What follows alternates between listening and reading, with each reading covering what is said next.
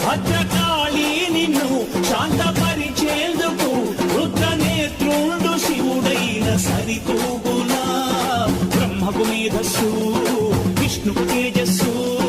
నీ పదధూళిని తాకక వచ్చనట బ్రహ్మకు మేధస్సు విష్ణులెంక ఎందుకు దేవా మదిని కొలువా కలిసా నిన్నే నిన్నే మరిచా